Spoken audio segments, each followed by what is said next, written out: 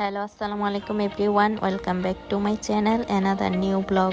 সবাই কেমন আছেন? আশা করি সবাই ভালো আছেন, সুস্থ আছেন। আমরাও ভালো আছি, সুস্থ আছি আলহামদুলিল্লাহ। আজকে আমি দেখাবো বাচ্চাদের ডিফারেন্ট ড্রাই ফ্রুট রেসিপি। আজকের ওয়েদারটা খুবই সুন্দর, বাহিরে বৃষ্টি হচ্ছে থেমে থেমে একটু পর পর। মনে হয় যে কোনো কিছু না করে ঘুমিয়ে থাকি। ঘুমানো ঘুমানো ওয়েদার। দেখুন কত সুন্দর বাহিরের ওয়েদারটা। খিচুড়ির সাথে গরুর মাংস খাওয়ার ওয়েদার এটা। আমি বৃষ্টি হলে খিচুড়ি রান্নার চেষ্টা করি।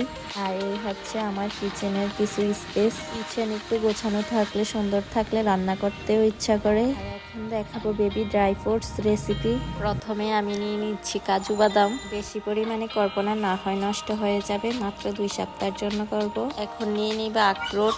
অনেকেই আছে এটা যে আখরোট বা বাদাম চিনেই না। প্রথমে আমিও চিনতাম না এটা যে বাদাম, আমি আখরোট নামেই চিনতাম। বাদাম বাচ্চাদের ব্রেইন ডেভেলপের জন্য খুবই উপকারী উপাদান। আর এখন নিয়ে নিচ্ছি সবার চীনা পরিচিত চীনা বাদাম।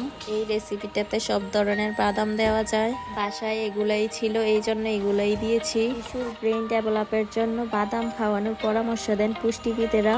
আছে ওমেগা 3, ভিটামিন বি কমপ্লেক্স এবং ক্যালসিয়াম। আর এখন দিয়ে দিচ্ছি কিশমিশ। যেই বাচ্চাদের মুখে রুচি নাই, খেতে চায় না, এই বাচ্চাকে এই খাবারটা খাওয়াতে পারেন, কেননা এই খাবারটা অল্প একটু খাওয়ালেই হবে। আর এখন নিয়ে নিচ্ছি খেজুর। বাচ্চার সব ধরনের খাবারের মধ্যে এই নাটি মিক্সটা দিতে পারেন 1-2 চামচ করে। এখানে সবকিছু একসাথে নিয়ে নিয়েছি। বেবিরা এই খাবার থেকে অনেক ধরনের পুষ্টি উপাদান পাবে। আবার দেখিয়ে দিচ্ছি কি কি নিয়েছিলাম। প্রথমে নিয়েছি কাজু বাদাম, তারপরে নিয়েছি আখরোট, তারপরে নিয়ে নিয়েছি চীনা বাদাম, আর এখানে হচ্ছে কিশমিশ। এখন আমি সবগুলাকে একসাথে করে মিক্স করে নিব। প্রথমে দিব খেজুর। বাচ্চাদেরকে তাল মিষ্টি না দিয়ে বিভিন্ন ড্রাই ফ্রুট দেওয়া ভালো। ড্রাই ফ্রুট তাল মিষ্টির কাজ করে থাকে। আর এখন এখানে একে একে সব দিয়ে দিচ্ছি। আবার কিছু কিছু বাচ্চাদের বাদামে অ্যালার্জিটিক সমস্যা হয়ে থাকতে পারে, এই জন্য বলবো বেবির মাকে অ্যালার্ট থাকতে হবে।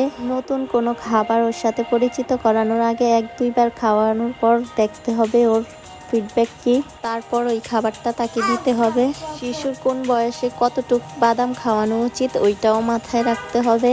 বাদাম প্রোটিন জাতীয় খাবার, এই জন্য ভেবে চিন্তা করে খাওয়াতে হবে। এখন আমি খেজুরগুলা কেটে ছোট করে নিয়েছি যেন ব্লেন্ডার করতে সহজ হয়। এখন আমি বাদামগুলো ভালো করে ধুয়ে নিচ্ছি।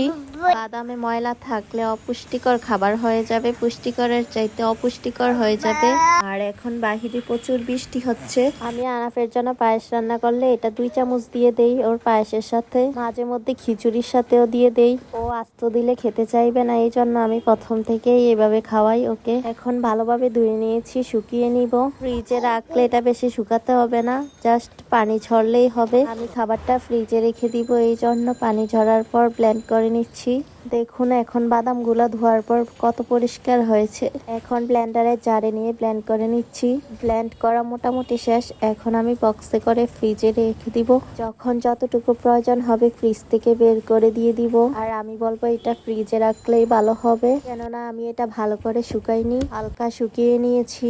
আমার এখন মোটামুটি ব্লেন্ড করা শেষ।